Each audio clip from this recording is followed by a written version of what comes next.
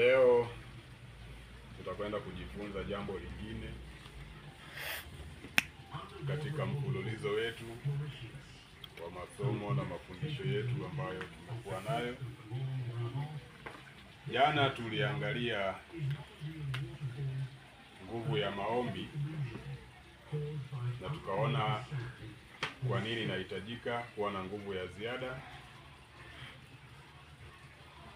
ili kutuwezesha kuishi yale maisha ambayo tunayang'ang'ania tukiyapigania kuendea umilele na kutokuharibika. Kristo akatukumbusha kwamba ufalme wa Mungu unatafutwa kwa nguvu na ni wenye nguvu ndio wanaoteka. Sasa leo tutaendelea na kipengele cha pili, maana maombi sio kila kitu kwamba ndio umemaliza, lakini maombi ni moja kati ya nguzo muhimu na za msingi zinazohitajika kwa ajili ya kuwezesha kuuteka huo ufalme ama kuupata ufalme wa Mungu. Kwa hiyo tukiendelea kuitumia hiyo nguvu ya maombi ama kutumia maombi kama silaha na nyenzo ya pekee ya kutuwezesha kuupata ufalme wa Mungu, tutaangalia leo kipengele kingine ambacho pia tukikiunganisha pamoja na hayo maombi, basi tunajikuta tunaendelea kupata nguvu zaidi ya kutuwezesha kuishi maisha makamilifu ambayo Mungu anataka tuishi na ambayo ndio kusudi la sisi kuwa hapa, akiendelea kutufunza katika hayo maagizo yake. Kwa hivyo somo la leo nimelipa jina ama kichwa kinachosema neno la Mungu. Neno la Mungu ndilo somo ambalo tutakwenda kuliangalia. Baada ya nguvu ya maombi, leo tuna neno la Mungu. Tunapozungumza neno la Mungu, tunafahamu neno la Mungu ni Kristo, lakini katika kipengele kile ambacho nakwenda kukizungumzia hivi sasa nikifafanua maana ya mada yetu, ninazungumzia neno la Mungu kwa maana ya maandiko ama Biblia. Sasa hii Biblia, katika kile tunakwenda kukiangalia leo, tutaangalia vipengele vitatu vya muhimu sana ambavyo vinaweza kutusaidia namna ya kuendelea kung'ang'ana na kupambana hata tuufikie umilele ambao kwa ajili ya huo Mungu alituumba. Vipengele vitatu tutakavyoviangalia, kipengele cha kwanza kinasema kupenda neno la Mungu. Hicho ni kipengele cha kwanza. Kwamba katika hili somo la neno la Mungu kuna vipengele vitatu. Lakini cha kwanza, kupenda neno la Mungu. Ndugu zangu, Waswahili wana mithali yao inasema hiari yashinda utumwa. Hiari yashinda utumwa maana yake ni kwamba jambo lolote unalolifanya kutoka moyoni kwa kupenda, hata kama ni kubwa, hata kama ni gumu, hata kama ni zito, kwako linakuwa jepesi. Maana akili yako na nia ya mawazo yako ya moyo yamekusudia kulifanya jambo fulani. Lakini jambo lolote ambalo hutaki kulifanya, hata kama ni jepesi, litakuwa gumu. Nataka nitoe mfano. Ikichukuliwa leo kipande cha dhahabu hata chenye ukubwa tu wa hisi, alafu kiwekwe mahala hapo, ya dhahabu iwekwe hapo, yachukuliwe mawe yawekwe juu ya dhahabu ile, zile gari za mchanga zile, si mnazijua, za mawe. Sasa iletwe hata tripu 5 zirundikwe juu ya ile dhahabu, na wewe umeishuhudia kwa macho, kuna dhahabu imewekwa hapo, pisi inalingana na hisi, alafu mawe yarundikwe juu yake mpaka hata yanataka tripu 5 zinakaribia kujaa kaka eneo. Alafu sasa tuambiwe kwamba ukisomba hayo mawe uyatoe uifikie hiyo dhahabu, inakuwa yako na hakuna mtu atakuuliza. Hivi hiyo kazi itakuwa ngumu?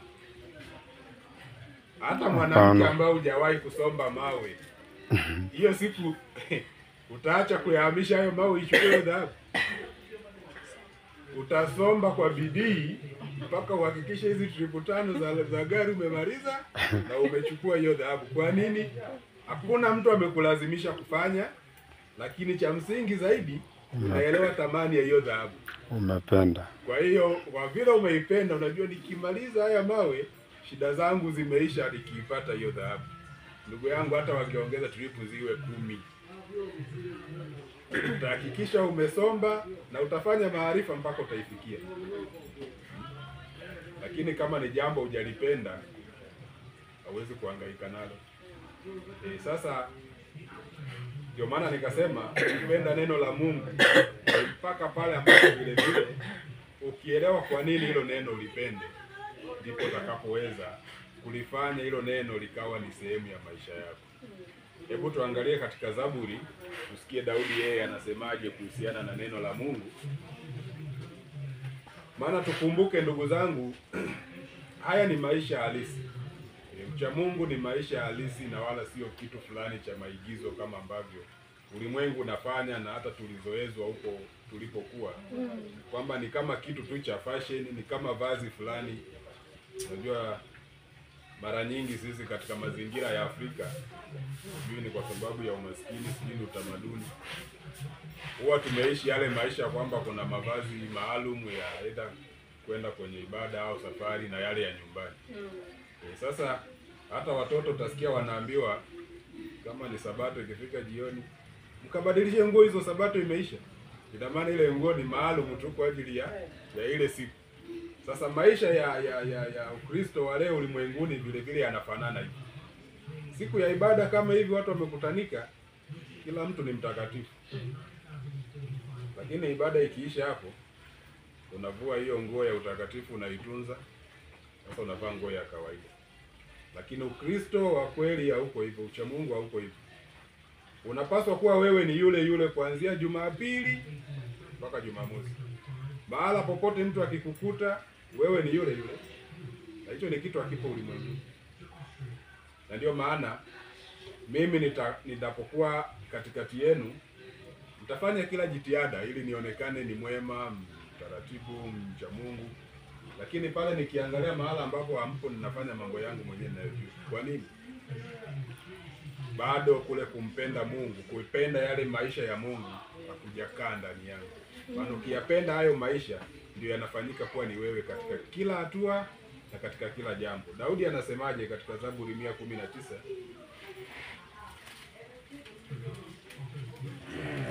Zaburi sura ya 119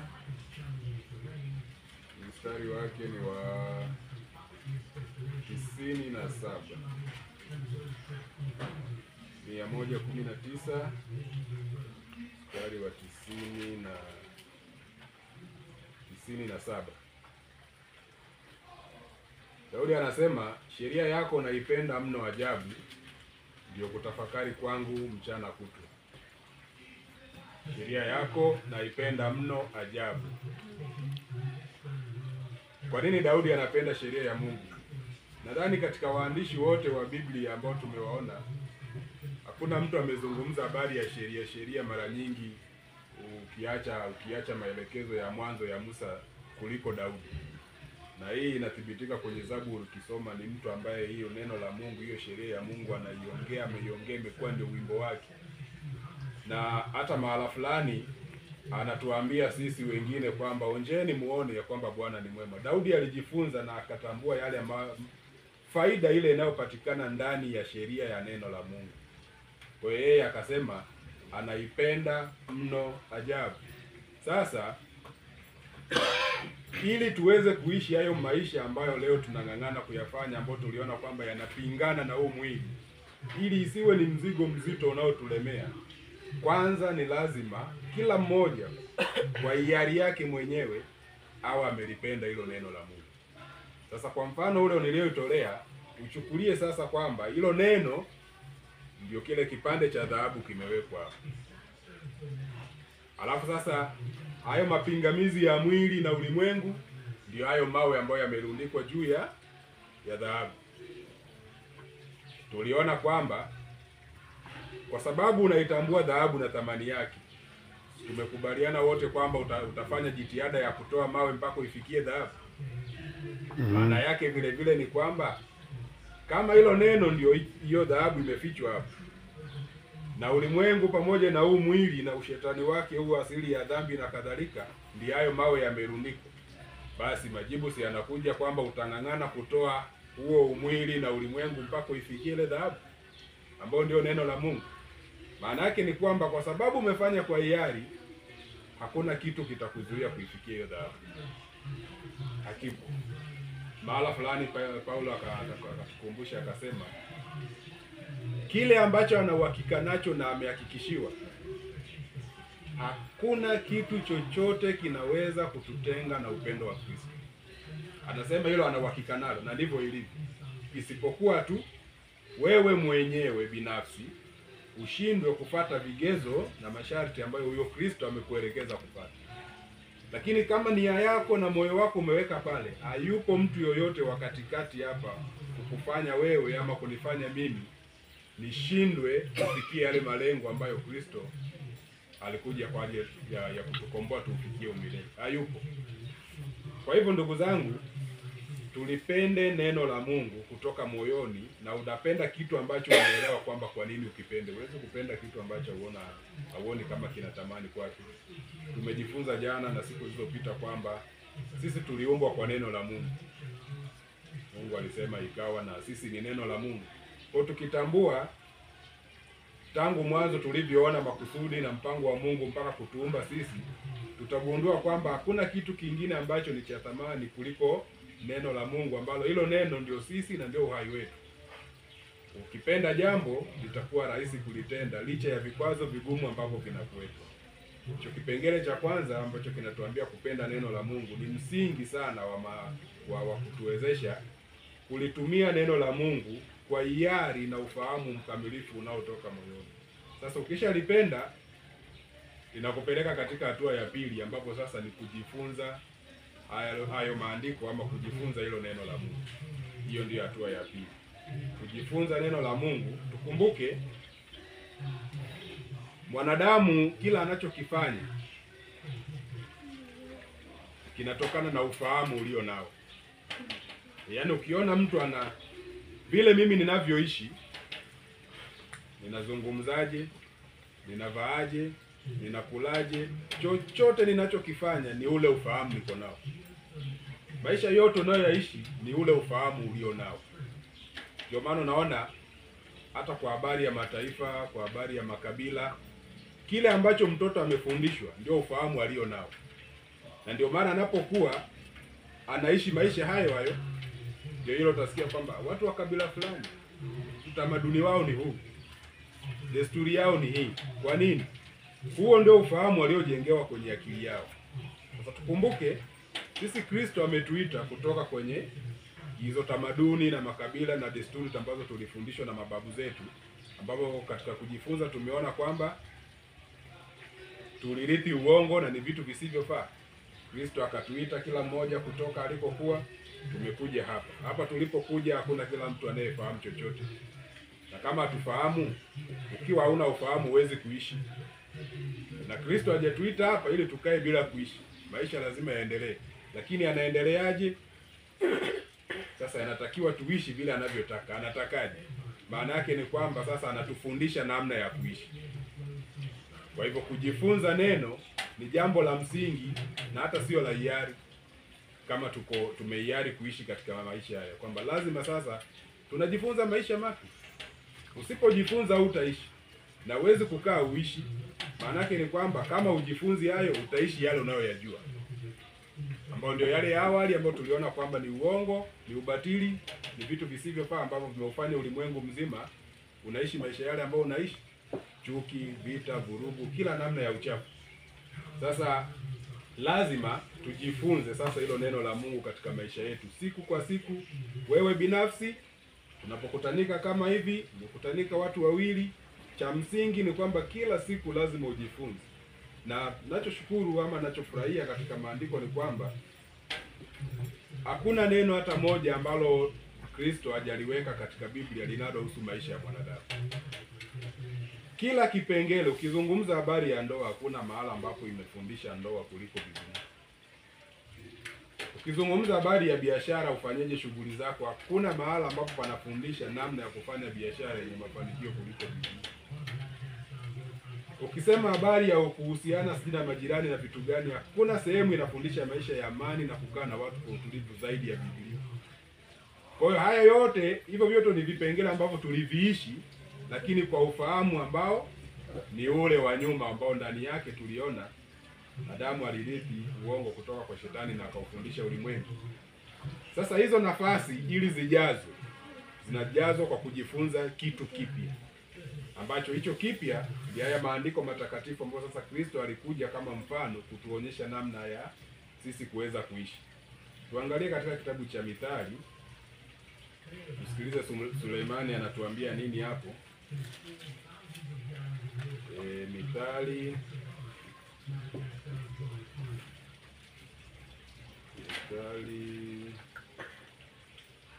sura ya 8 mstari wa 10 na 11. Mithali sura ya 8 mstari wa 10 hadi wa 11.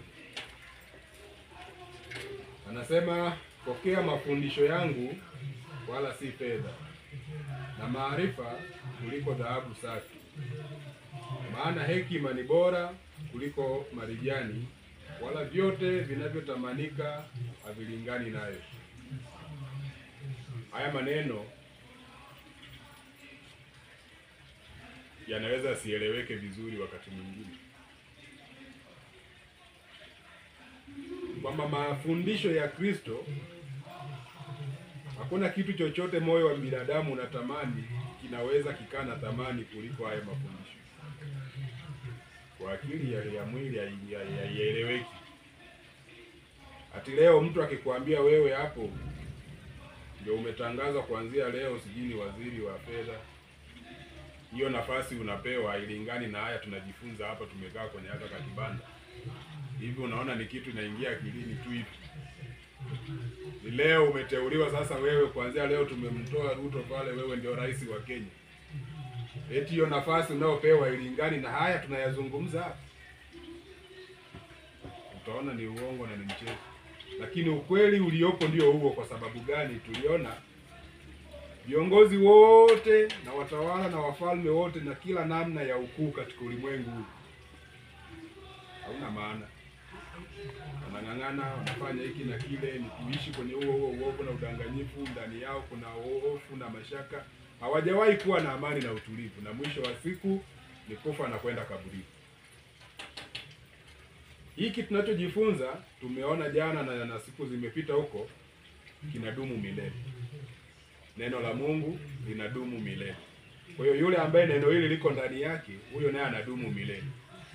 Uone kama thamani ya hii ni kubwa kushinda urais? Thamani yake ni kubwa. Ukipewa ghorofa sijui na vyumba vingapi imepanda mpaka mawinguni, ukifa inabaki na sio yako tena, anapewa mtu mwingine. Lakini ukiwa na hili neno, sio ghorofa tu, maandiko yanatuambia tutatawala anga. Kwa neno hili thamani yake ni kubwa, ndio tunaambiwa kwamba chochote ambacho moyo wa mwanadamu unatamani hakilingani naye. Sasa hapo, ndugu zangu, panahitaji tafakari kwa hali ya juu sana, mpaka uelewe kwamba je, ni kweli ndani ya nafsi yangu ninaliona neno la Mungu kama lenye thamani kuliko jambo lolote ninaloweza nikalifikiria na kulitamani katika ulimwengu huu.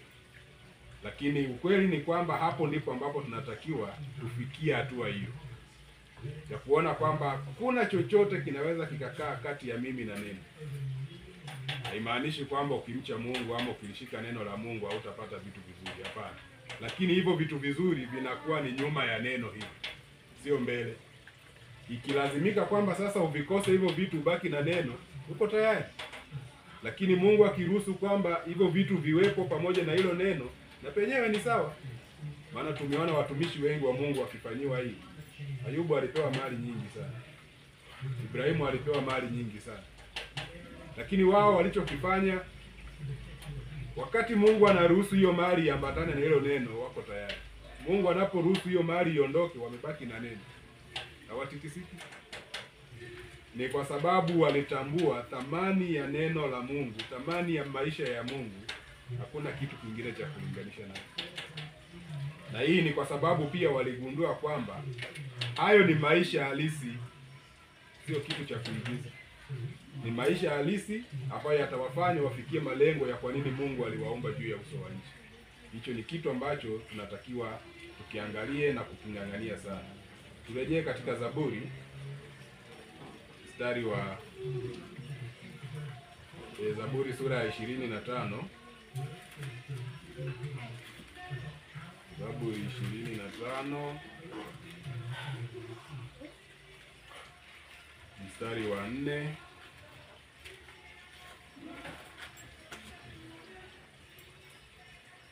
Hii ni sala ya Daudi, anamuomba Mungu, anasema: E Bwana, unijulishe njia zako, unifundishe mapito yako. Kwenda mpaka 5 hapo, uniongoze katika kweli yako na kunifundisha, maana wewe ndiwe Mungu wa wokovu wangu, na kungoja wewe mchana kutwa.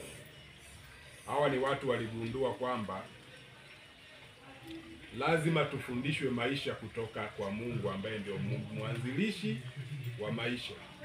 Kinyume na hapo ni kujaribu, kama tulivyokwisha kujifunza kwamba tunapoenenda kinyume na utaratibu ambao Mungu aliyetutengeneza aliweka tuishi, tunajaribu. Jana tumeona shetani amekuja na kitu kingine ambacho kinaitwa kama ni maisha mengine mbali ya yale maisha ya Mungu, lakini sio maisha, ni uharibifu wa maisha. Sasa Daudi anamuomba Mungu kwamba unifundishe njia yako ili niende kwenye hayo mapito, maana hayo peke yake ndio kile ambacho aligundua kwamba ni maisha. Zaburi 27:11 hapo utaandika, unaweza kusoma kwa wakati mwingine. Sura ya 27 mstari wa 11 pamoja na 86 na mstari wa 11 pia. Bado ni yale maombi Daudi, utaona aking'ang'ana kila wakati akitaka Mungu amfundishe njia yake, Mungu amfundishe sheria yake na kumuongoza kwenye hiyo. Sasa ukishapenda neno la Mungu kwa mfano wa dhahabu na zaidi ya kila kitu ambacho kinatamani katika maisha, ukajifunza hilo neno. Kumbuka tumesema maisha yale unayoishi ni kulingana na ufahamu wako. Sasa kipengele cha mwisho kinasema kuishi neno la Mungu. Kwa sababu sasa umelipenda neno, umejifunza neno, ukijaa katika mawazo yako, basi hayo ndio maisha yako. Torati, tuangalie Kumbukumbu la Torati sura ya 4. Kumbukumbu la Torati sura ya 4 mstari wa 6.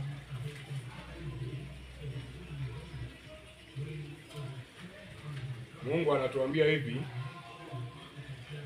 zishikeni basi mkazitende, maana hii ndiyo hekima yenu na akili zenu machoni pa mataifa watakaozisikiza amri hizi zote, nao watasema, hakika taifa hili kubwa ni watu wenye hekima na akili.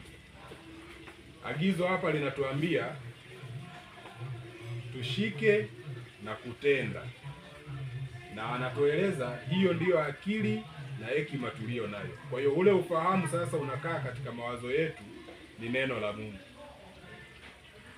Mafikara yote tuko nayo ni neno la Mungu. Kwa hiyo sasa linapokuja swala la mimi na wewe tunazungumza, haya tuzungumze kitu gani? Nitazungumza ufahamu nilionao kichwani. Kichwani nina ufahamu gani? Neno la Mungu. Kwa hiyo nitazungumza na wewe kitu gani? Neno la Mungu. Likija swala lolote, tunafanya biashara. Chukulia mfano. Wafanyabiashara wengi ili upate faida katika ulimwengu huu, aidha ufanye biashara haramu, ziko hapo.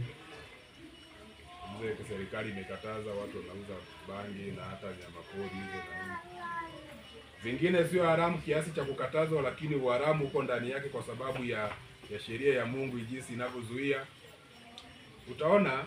Naona kule kwetu wanafanya hivyo sasa, wamama na hata wanaume, maana hiyo biashara sasa hivi imechanganya wote. Mimi naweza nikawa ninanunua mahindi kwa wakulima. Sasa nikienda kwa mama yangu pale amelima, ninakuja na kachombo ka kupimia kadogo, ananiuzia kwa bei, na yenyewe namwambia yaani hata huko tunapeleka mzigo unakaa, hamna hata soko, hii biashara tunafanya basi tu, hatuna cha kufanya. Ananipimia, nikileta huku wakati natoka, na hata maandiko yamezungumza, sikumbuki ni kitabu gani, nikitoka hapo ninajisifu, sio nimepata, nimepiga. Wewe nilikwambia biashara hakuna, na hata hivyo tunafanya ni basi tu. Nikirudi huku kwa Bwana Maingi ninakouza sokoni, huku nilikuja na chombo kikubwa, samahani nilisahau kidogo. Nilikuja na chombo kikubwa kweli kweli, ambacho nikija kupima na hiki ninachouzia huku, yaani vyombo viwili, vipimo viwili huko vinatoa huku vitatu. Nakuja namuuzia huyu, namwambia yaani hata mzigo wenyewe kuupata ni shida. Tunapata kwa taabu, usione tunahangaika hivyo, na hamna chochote huko, basi tunafanya tu. Sasa huku nimekudanganya, huku ninadanganya. Vipimo viwili tofauti. Hayo ndio maisha ya ulimwengu yako hivyo. Ndio maana nikasema hili neno ni sio ile hadithi ya kukutana siku ya Sabato. Natoa mfano ili uone kwamba katika kila nyanja ya maisha inayotugusa utakatifu unahitajika pale. Utaupataje kama unautumia ufahamu ule ule wa zamani? Nikimuuzia huyu, nikikutana sasa na rafiki yangu hapa, naweza kumwambia sasa safari hii nimepiga. Kule ukienda kule, yani wale bado sana wamelala wale. Unachukua ni kama bure tu. Huyu yeye nilimwambia soko hamna. Huku natoa siri sasa, namwambia ni kule hamna kitu. Huyu nilileta huku nani, namwambia hii biashara yani ndio hivyo. Sasa uwizi umekaa pale, ujanja. Kirudi sasa, neno la Mungu linakufundisha hiyo biashara uifanyeje. Kipimo ni hicho. Kile nilichopimia huku ninapochukua mzigo ndio hicho nirudi kuuza huku. Je, ukifanya hivyo hautapata faida? Utapata. Ulimwengu unasema haupati, lakini uhalisia ni kwamba faida utaipata. Maana siku zote biashara ukinunua, si utauza kwa bei yenye lazima kuna ongezeko. Lakini Mungu anakataa kitu gani? Hivi vipimo vya udanganyifu. Na amesema kabisa ni machukizo kwake. Sasa kama ni mtu mwingine mnafanya naye biashara ambaye yeye sio wa imani yako, unadhani huo ushirika utaendelea? Tumeunganisha hela yangu mimi na mama Margaret pale tukanunue mzigo.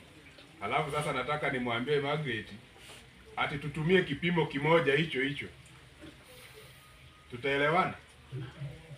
Hatuwezi kuelewana. Kwa nini? Kwa sababu yeye ufahamu alionao ndio huo wa kudanganya ndio aishi. Wewe leo Kristo amekupa ufahamu kwamba ukiishi katika kweli maisha yanawezekana, na hayo ndio maisha. Utakuta tunatengana. Na huko ndio kuitwa kutoka ulimwenguni. Sio tuhamishwe hapa kwamba tuko katikati ya ulimwengu lakini tunaishi maisha ya ulimwengu ambao hauonekani kwa macho ya ulimwengu wa sasa. Hayo lazima yatafanyika tu endapo sasa ndio umejifunza neno la Mungu, limekuwa akili, limekuwa hekima na maarifa yako. Ndio kile tuliona Paulo anasema tukitukanwa tunabariki. Sio jambo dogo ndugu zangu. Niwakumbushe mfano mdogo. Wakati Kristo anaenda kukamatwa na Wayahudi pale Getsemane ndiye akasulubiwe,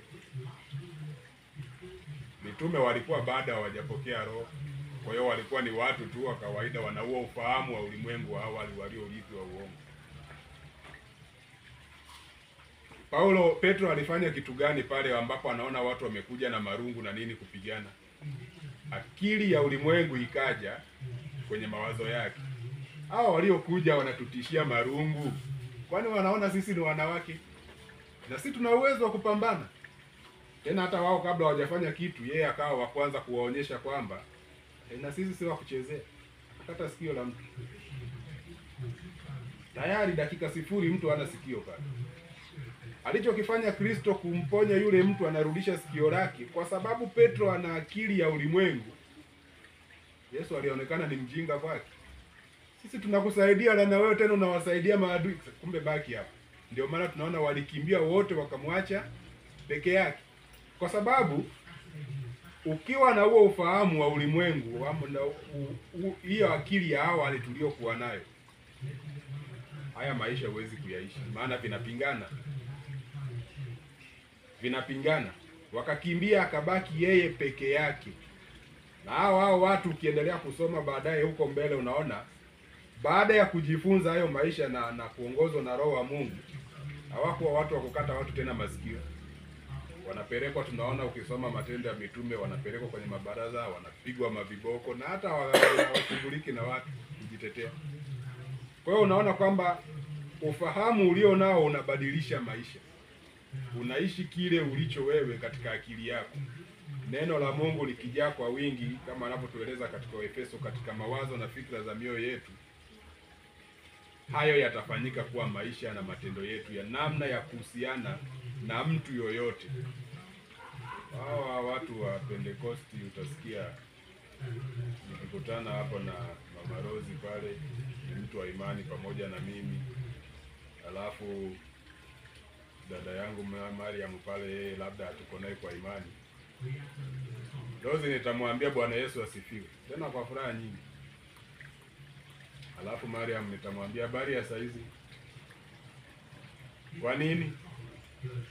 Kwa sababu ufahamu alio nao yule ni mwenye dhambi, hata Yesu hafai kuwa anasifiwa kwake. Si hajaokoka? Sasa kwa nini Yesu asifiwe kwake? Ni kama kuna maisha ambayo ninaishi nikiwa na watu wa Mungu, wale ambao sasa kwa ufahamu huo natambua ndio watu wa Mungu waliookoka kama mimi.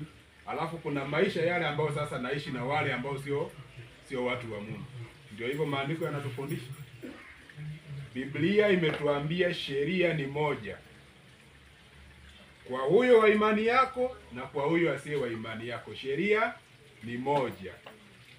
Kwa hiyo kama kuna wema wowote ninaweza nikamtendea ndugu wa imani tulioko kama hapa tulivyo, hiyo sheria nitamtendea mtu nitakayemkuta barabarani pale. Sheria hiyo moja nitamtendea mtu yoyote wa kabila na taifa lolote. Hayo ndio maisha ambayo tunaambiwa, ukisikia kwamba ni nuru ya ulimwengu. Sasa kama nuru yangu inawaangazia tu ninyi wa imani yangu, utasemaje hiyo ni nuru ya ulimwengu? Ulimwengu ni upi sasa? Chumvi ya dunia. Dunia ni sisi, tuko hapa watatu wanne. Uishi maisha ambayo popote ulipo itaonyesha kwamba huyu mtu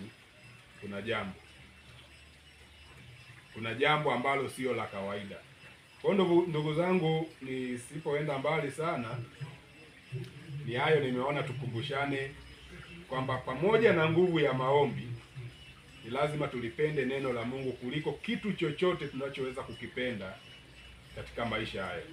Na ukisha kipenda itakupa nafasi ya kujifunza kila siku, kujiuliza maswali, katika hili inapaswa kufanya nini? Majibu yako katika neno la Mungu. Jinsi unavyojifunza, na kitu ambacho nimekigundua mimi kwa uzoefu, sijui kama na wenzangu wamekuwa mkiliona hilo, ukijifunza neno jipya katika maandiko ukaliweka tu kwenye akili na usiwahi kulijaribu kulifanyia mazoezi katika uhalisia, unabakiga na huo ufahamu huko hapo na uongezeke. Lakini ukijifunza neno hata kama ni dogo, alafu ukaliweka kwenye utendaji kwa jinsi neno linavyotaka na ukafaulu, ule ufahamu unaona unaongezeka zaidi tena. Maana yake ni kwamba Mungu anakupa cha ziada kuliko hatua hiyo moja uliokuwa umefikia. Ili neno ni kama kulitumia, ni kama moto, kwamba moto umewashwa, ukiongeza kuni, kadri unavyozidi kuongeza kuni pale moto unakuwa kubwa zaidi, si ndio? Usipoweka kuni, ule moto utaendelea kuwaka. Tayari ulikuwa umewashwa, ila sasa hakuna kuichochea. Kitakachofanyika, utapungua mpaka mwisho unazima. Yale tunayojifunza tukitaka yaendelee kuwa moto mkubwa unaokuwa, na ndivyo Kristo anavyotaka, ni lazima tuyaweke katika matendo. Yote tumejifunza hapa, tukiwa tungali hapa na tutakaporudi majumbani tulikotoka, tukiyaweka kwenye matendo, ndugu zangu, ninawahakikishia Mungu akitujalia uhai, wakani kama tutakuwa na vibanda vingine kama hivi, kila mmoja binafsi na hata kwa kumtazama mwenzake, tutaona tumekuwa ni kama watu wapya zaidi. Kuna mabadiliko makubwa tutayaona ndani ya kila mmoja wetu. Mungu wa neema yote atubariki tukiendelea kuyatafakari hayo, tulipende neno la Mungu, tujifunze neno la Mungu ili lituwezeshe kuishi neno la Mungu, na hiyo ndio uzima wetu, ndio akili yetu, ndio hekima yetu, iwe heri kwetu tangu sasa na hata milele, katika jina la Yesu. Amina. Amen.